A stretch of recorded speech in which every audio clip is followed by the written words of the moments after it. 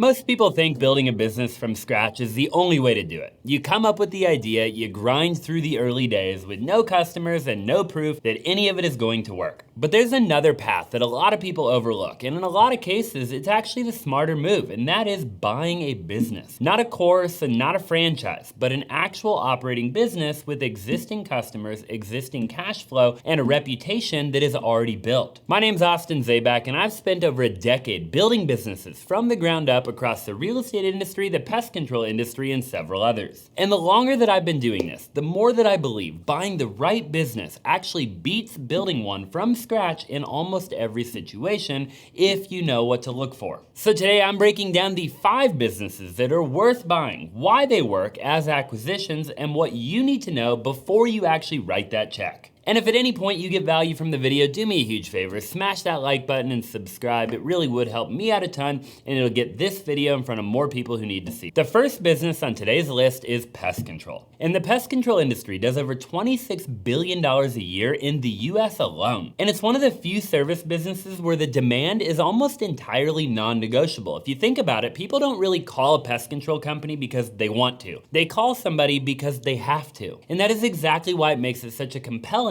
acquisition target. When you buy an existing pest control company or route, you're not buying a concept. You're buying a customer list that pays on a recurring basis, either monthly, quarterly, or annually, whether or not anything is actively wrong at the property. And that recurring revenue is what separates pest control from most of the other service businesses that are out there. The cash flow is predictable and it starts on day one. Now, when you're looking at buying a business, okay, you're gonna hear the term EBITDA. Now, EBITDA means earnings before interest, taxes, depreciation, and amortization. And it sounds complicated, but all it really means is what does the business actually make after you strip out all of the noise? It's the clearest picture of how profitable the operation actually is. And in pest control, the margins can be very, very strong. A well-run pest control company can operate at a 20 to 30% EBITDA margin, meaning for every dollar that comes in, you're keeping a significant portion of actual profit. Pest control businesses typically sell anywhere from a 3.3 to an 8 times EBITDA, depending on the size of the operation, the customer retention rate, and how systematized the business actually is. That range kind of exists because a small owner-operated route and a fully staffed regional company are two very different animals. But once you understand that multiple, you can kind of quickly figure out how long it's gonna take you to get your money back and start building real returns on top of what you paid. So I actually own Nectar Pest Control here in Arizona, and I can tell you firsthand that the customers who stay on a recurring plan are not thinking about canceling. They set it and forget it, and that loyalty does not disappear when the ownership changes hands. They're loyal to this service, not necessarily the person that owns or runs the company. And I want to be clear, building from scratch is 100% possible. My buddy Cameron built a company called Green Mango from the ground up here in Arizona. He never made a single acquisition, and he recently sold that company to private equity. And at his peak, he had 117 trucks on the road in one market, doing over $2 million a month in revenue. But here's the reality for most people. Cameron is ultimately an anomaly. Building to that level takes many, many years, and most people starting from zero don't have the runway to survive the early stages of a business like that. Buying a small existing pest control operation gives you that head start that makes the entire journey a little bit more manageable. You skip the hardest part and you start with customers that are already paying you. So if I was starting over today and I had capital to deploy or I had access to capital, a pest control route would be one of the first places that I would look. And you might be watching thinking that you don't have the money. Business funding is not as complicated as it might seem. If you want to reach out to somebody who's really solid that I've personally worked with in the past, they're called Prime Corporate Services. I'll leave the link down in the description below, or you can go to talktoprime.com and they would be happy to have a conversation with you about what funding might look like for a potential business that you're trying to buy. Business number 2 is an ATM route. Now this one I can actually speak to again from personal experience because I built an ATM business from scratch. And it started really simple. I saw some people online, they were doing it, and I saw the potential and I decided that I wanted to figure it out. So you buy a machine, you find a location, you negotiate a deal with the owner of that business where they get a cut of every transaction when your ATM gets used, and the machine just sits there and generates income for both you, the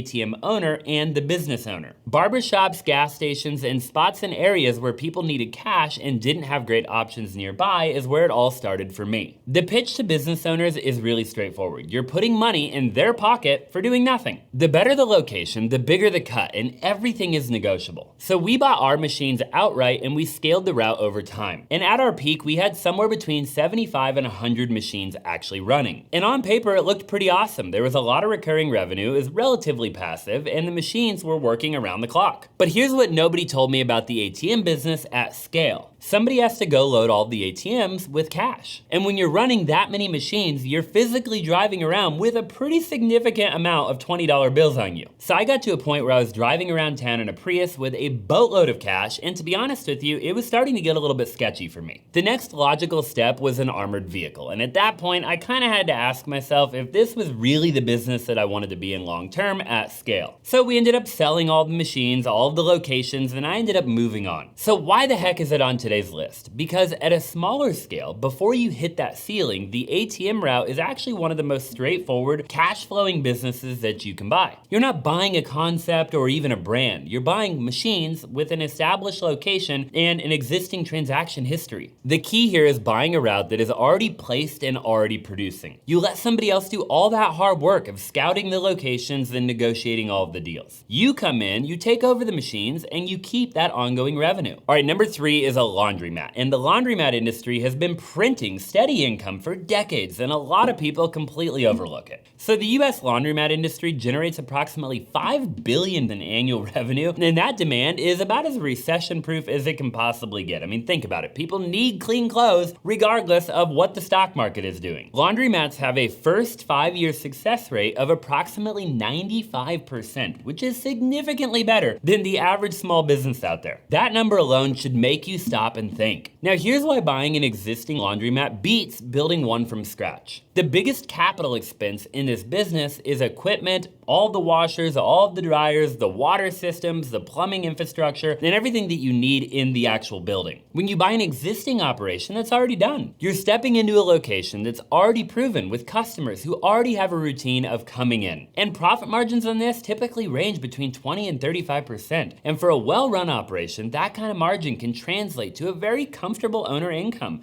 and in some cases, well into the 6 figures without you being there every single day. On the valuation side, EBITDA multiples for mid-sized laundromats range anywhere between a 3 to a 6x, which means that you're paying roughly 3 to 6 times what the business earns in a year. And that is a straightforward equation to underwrite. So you can look at the numbers, run all of the math, and know exactly what you're getting into before you close the deal. The key things to look for here when you're buying are the age and condition of all of the equipment, the length of the lease, and the location. Really dense residential areas or apartment-heavy neighborhoods or even around universities are gonna be typically your highest performing areas. Okay, number 4 is buying a pool route. And pool routes are one of the most overlooked acquisition opportunities in the service business world. And they work almost identical to pest control. Customers pay a monthly recurring fee to have their pool maintained on a regular schedule. They're not calling you necessarily because something went wrong. They're on a contract and they pay every month. And as long as the water is clean and there's not a bunch of leaves floating around in the pool, most of the people never even think about it. And that consistency is exactly what I would want if I was buying a business. So let me give you a real life example. So my grandpa has been running a pool business for 25 years. My grandpa and grandma don't have any employees. They don't have an office. They don't really have any overhead at all. They just have a mid-sized route that they've built together and they've serviced themselves for a really long time. Now my grandpa's now in his 80s and he's ready to sell it. And his kids don't want it, unfortunately. So right now he's talking to other pool cleaning operators in the area to find the right person to take over his clientele. And that story is playing out all over the country right now. You have an entire generation of people who built these routes over decades and they're aging out of the business and their kids just simply are not interested. And that right there is your opportunity. You're not buying a struggling business. You're buying something that somebody spent potentially 20 to 25 years building with existing customers who have been paying month after month for many, many years. Local markets typically price pool routes between $6 6 to 12 times monthly service revenue. So the math is actually really predictable and really easy to run. You can calculate your payback period before you ever even sign anything. And a well-run route with the right density of accounts can generate a really solid full-time income for one person. And if you stack routes or you add a technician at some point or even multiple, the earning potential scales really meaningfully from there. The business doesn't require a lot of overhead and it doesn't require a storefront, and the seller is almost always going to be motivated.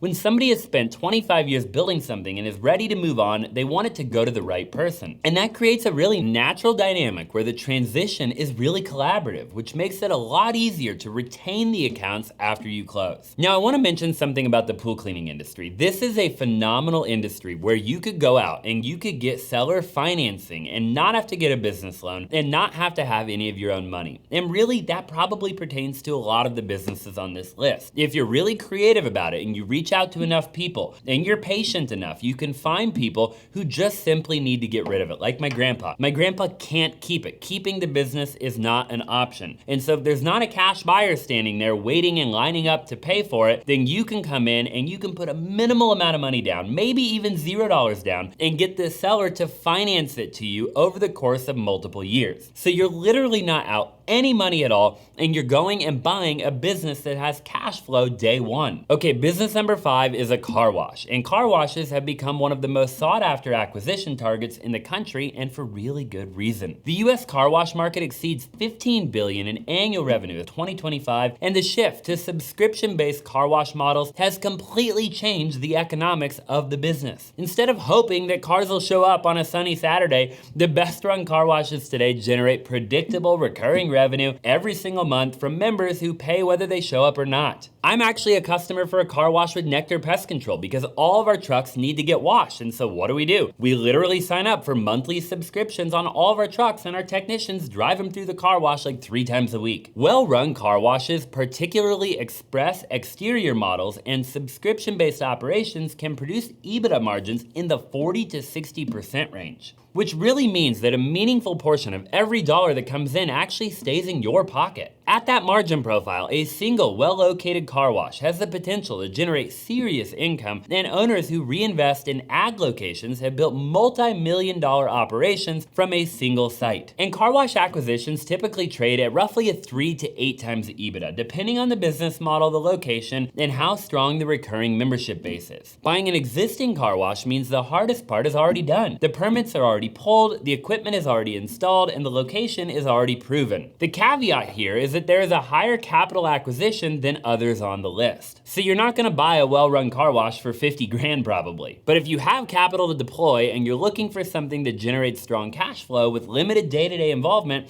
this really should belong on your radar. Look, most people spend years trying to build something from scratch, and there's nothing wrong with that. I've personally done it. But the older that I get and the more businesses that I've been around, the more that I believe buying the right business is one of the most underrated moves that you can make. You have existing customers, existing cash flow, and a foundation that somebody else already spent years building. Your job is to really come in and either run it better than them or just as good as them and grow it from there. Whether it's a pest control route, an ATM operation, a laundromat, a pool service, or a car wash, the playbook is ultimately the same. You find something that's already been working, you understand the numbers, and don't overpay. I appreciate you staying to the end of the video. Like the video if you haven't already, and subscribe. It would mean the world to me. And comment down below what you loved about this video, if there's any on the list that you personally like, and if there's any that I missed that you think I should talk about in a future video. I'd love to make it, and I look forward to seeing you in that one.